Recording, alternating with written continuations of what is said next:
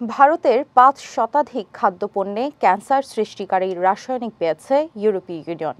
ইউরোপে রপ্তানি করা এসব পণ্যে ইথিলিন অক্সাইডের উপস্থিতি মিলেছে, কিন্তু ভারতীয় কর্মকর্তারা এই রাসায়নিকের ব্যবহার নিষিদ্ধে কোনো সক্রিয় পদক্ষেপ গ্রহণ করেনি। বিস্তারিত থাকছে ডেস্ক রিপোর্টে।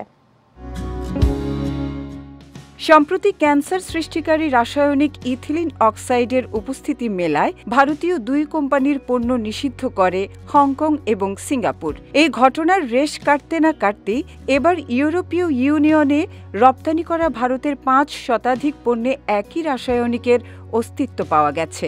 ইউরোপীয় ফুড সেফটি অথরিটি বলেছে, ইউরোপে রপ্তানি করা ভারতীয় ৫২৭টি পণ্যে ইথিলিন অক্সাইড রাসায়নিকের উপস্থিতি মিলেছে, কিন্তু ভারতীয় কর্মকর্তারা এই রাসায়নিকের ব্যবহার নিষিদ্ধ করার বিষয়ে সক্রিয় কোনো পদক্ষেপ গ্রহণ করেননি। ডেকান হেরাল্ড, ইন্ডিয়ান এক্সপ্রেস সহ ভারতের প্রথম সারির প্রায় সব সংবাদ মাধ্যমে বলা হয়েছে, ২০২০ সালের সেপ্টেম্বর থেকে ২০২৪ সালের এপ্রিল মাস পর্যন্ত ইউরোপীয় ইউনিয়নের খাদ্য নিরাপত্তা কর্তৃপক্ষ ভারতের সাথে সংশ্লিষ্ট ৫২৭টি পণ্যে ইথিলিন অক্সাইড খুঁজে পেয়েছে।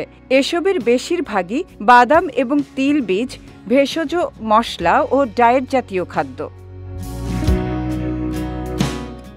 ইউরোপে রপ্তানি করা ভারতীয় এসব পণ্যের ৮৭টি চালান ইউরোপীয় ইউনিয়নের সীমান্তে আটকে দেওয়া হয়েছে।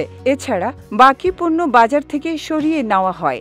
ইথিলিন অক্সাইড এক ধরনের রংহীন গ্যাস, যা ভারতীয় পণ্যগুলোতে কীটনাশক ও জীবাণুমুক্ত করার রাসায়নিক হিসেবে ব্যবহার করা হয়েছিল।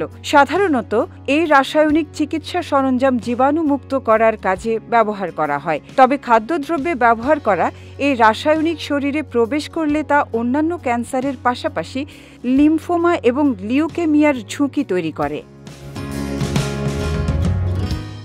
ইউরোপে খাদ্যপণ্য পরীক্ষাকারী টেস্টিং ল্যাবের সিইও জুবিন জর্জ জোসেফ বলেন, সরাসরি ইথিলিন অক্সাইডের সংস্পর্শে আসা ছাড়াও খাদ্যপণ্যে মেলা আরও ২টি রাসায়নিক ভোক্তাদের জন্য অত্যন্ত সংবেদনশীল। এগুলোর মধ্যে সবচেয়ে বিপজ্জনক ইথিলিন গ্লাইকল।